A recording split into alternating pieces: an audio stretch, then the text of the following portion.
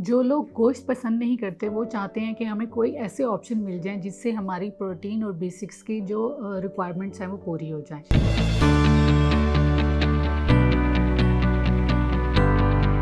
अस्सलाम वालेकुम, my name is Sadia Fatima, I am clinical nutritionist and dietitian. आज हम बात करने वाले हैं कि गोश्त के अलावा प्रोटीन के ऐसे और कौन से सोर्सेज होते हैं जिनको शामिल करके अपनी डाइट में वो प्रोटीन भी हासिल कर सकते हैं और उसके अलावा अपनी B6 की डेफिशिएंसी को भी ओवरकम कर सकते हैं।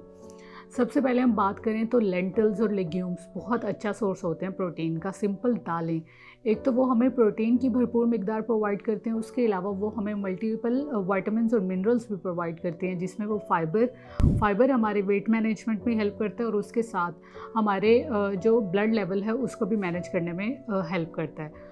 उसके अलावा जो हैं कुछ नट्स आ जाते हैं जिनमें सीड्स भी आ जाते हैं, जो कुछ पम्पकिन सीड्स हैं, लाइक चिया सीड्स है, फ्लैक्स सीड्स है, पम्पकिन सीड्स हैं। उसके अलावा कुछ नट्स और सीड्स भी आ जाते हैं, जैसे अगर हम सीड्स की बात करें तो उसमें पम्पकिन सीड्स भी आ जाते हैं, फ्लैक्स सीड्स, चिया सीड्स। ये बहुत अच्छा सोर्स होते हैं प्रोटीन का।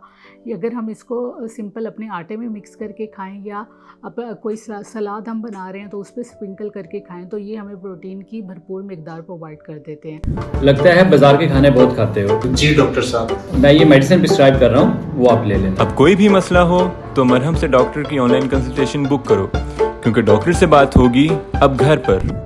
उसके अलावा चिकपीस, जिसे हम काले चने भी कहते हैं, वो भी प्रोटीन का बहुत अच्छा सोर्स होते हैं। वो हमारी मसल बिल्डिंग में भी हेल्प करते हैं और हमारा ब्लड लेवल होता है HP लेवल, उसको मेंटेन करने में भी बहुत ज़्यादा मददगार साबित होते हैं। और एक और चीज़ होती है एग्स में हर तरह के विटामिन्स और मिनरल्स पाए जाते हैं जो हमारे प्रोटीन की रिक्वायरमेंट को पूरा करते हैं। अगर आप रोज़ाना एक अंडे का इस्तेमाल करते हैं तो वो आपकी प्रोटीन की जो रिक्वायरमेंट है वो उसको भी पूरा करता है और उसके साथ आपको मल्टीपल विटामिन्स और मिनरल्स भी देता है, जो कि आपको डेफिशिएंसी से बचाते हैं और आपके ब्लड लेवल को B6 की डेफिशिएंसी को भी मेंटेन रखते हैं। उसके अलावा आप चीज़, योगर्ट और दूध का इस्तेमाल भी कर सकते हैं, क्योंकि उनमें भी प्रोटीन होता है। वो भी आपकी प्रोटीन की रिक्वायरमेंट को पूरा करने में हेल्प करते हैं।